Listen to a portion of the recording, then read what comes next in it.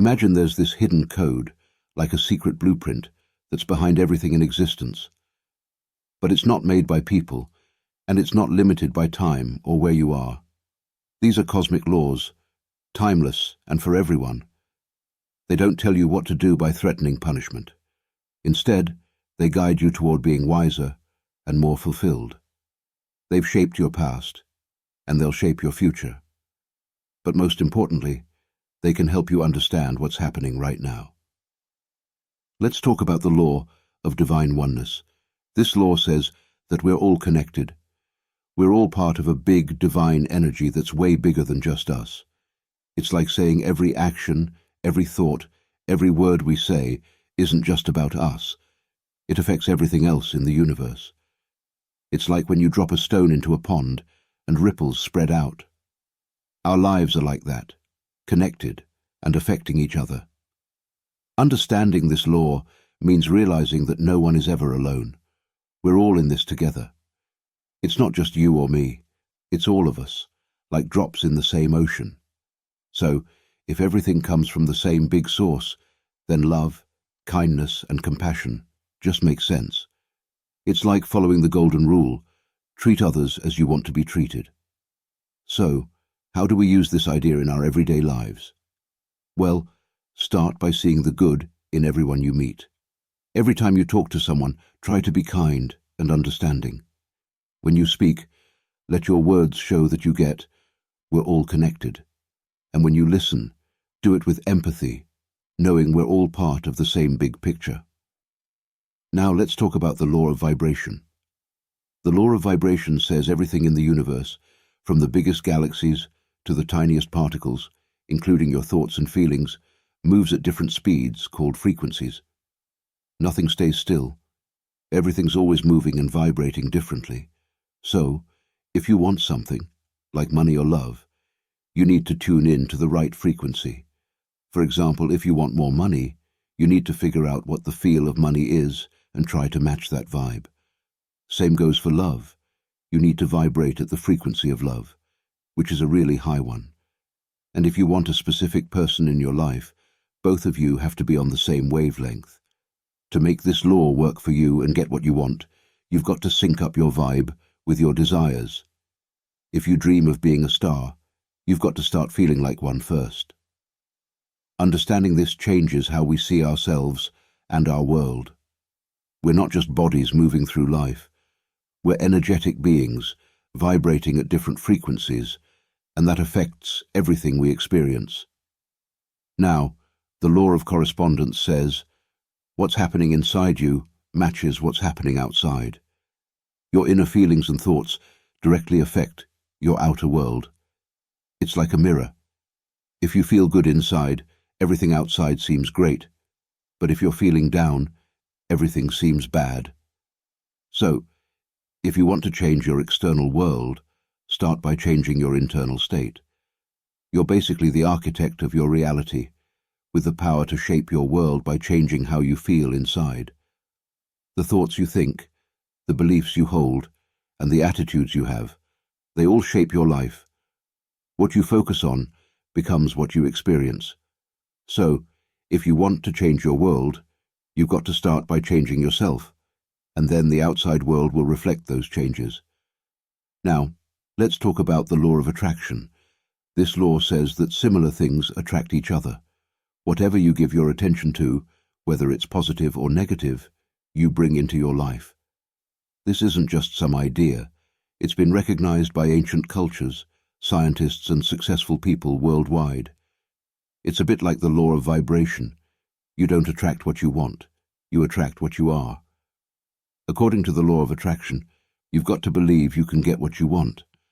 If you want money but doubt you can have it, you're like a wave in the ocean, tossed around by the wind. You can't expect something you don't believe in. Same goes for health. If you want it, take care of yourself. And if you want love, start by loving yourself and others. Next up, the law of inspired action. This one says that while you can think, affirm, and align your thoughts with your desires, nothing happens until you take action. But it's not just any action, it's inspired action. This means acting from a place of alignment with your desires, intuition, and inner guidance. This law is what makes your dreams come true. While the law of attraction helps you get your thoughts and feelings in line with what you want, the law of inspired action gets you moving toward those desires. It's like the bridge between your thoughts and the real world. To get what you want, you've got to play your part. But remember, inspired action isn't forced or driven by fear. It's joyful and enthusiastic movement toward your dreams. When you're so excited about your vision that you're drawn to take action, not because you have to, but because you want to, it feels like a natural and effortless alignment with who you are. The law of transmutation of energy. This law says that everything, including your thoughts, feelings, and words, is made of energy. And energy can't just disappear. It changes from one form to another. So, when you think or feel something, it doesn't just stop there. It becomes something that goes out into the universe. This is where the idea of thoughts becoming things comes from. You've got to know that whatever thoughts and feelings you have, you're creating and attracting something in response. So, choose good thoughts and feelings on purpose. If you notice a negative thought, shift it quickly to a positive one before it turns into a bad situation. Next up, the law of cause and effect. This one says that you get back what you give out. It's like karma. What you do to others, or to the world, comes back to you. Everything that happens has a reason, either happening to you or for you because of something you did.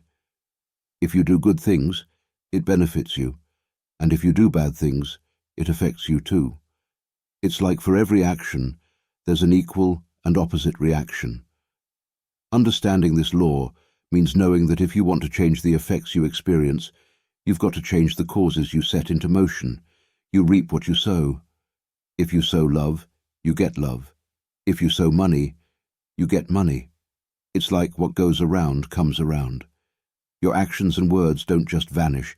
They come back to either reward or hurt you, maybe not right away, but eventually. The law of compensation is closely tied to other laws like vibration, attraction, cause and effect, and energy transmutation. It says that you'll get rewarded based on the value you provide to others or the world. It's like the idea of you reap what you sow. The more you give, the more you receive. This law isn't just about material gains. It includes things like love, kindness, joy, and peace. When you give these things freely, you'll find them coming back to you. Now, let's talk about the law of relativity. This one says that nothing is inherently good or bad. It's all about the meaning you give to things. It encourages you to step back and see your experiences from a broader perspective. What seems like a big problem to you might be small compared to what others face, and what you see as a small achievement might be a big deal to someone else. So, instead of labeling everything as good or bad, see it as part of a bigger picture. The law of polarity. This law says that everything has two ends and opposites. Life has a beginning and an end. There's a physical world and a spiritual world, and so on. Even things that seem opposite, like hot and cold or good and bad, are just different degrees of the same thing. In your life, this law teaches you that even in dark times, there's the potential for light, and in your toughest struggles, there are opportunities for growth. The law of rhythm tells us that the universe flows in a natural pattern or cycle. Just like how tides ebb and flow, or how seasons change, everything in life moves in rhythmic motions. Our lives, too, follow these natural rhythms, times of activity and rest, growth and retreat, joy and sorrow. Trying to rush things or force them to happen disrupts this flow and can lead to chaos and frustration. It's better to be patient and let things unfold naturally. The law of gender. This law isn't about being male or female, but about the balance between masculine and feminine energies within ourselves and the universe. Both energies are important and work together. Understanding this law helps us appreciate the need for balance in our lives. It's not about being less of a man or less of a woman, but about embracing all aspects of ourselves to become whole individuals. These laws have been known and lived by wise people throughout history. When we don't follow them, life can feel like a struggle, because we're going against the natural flow of the universe.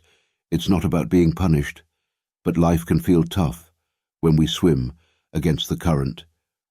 I'd love to hear which of these laws you've been following or plan to start following. Let's discuss.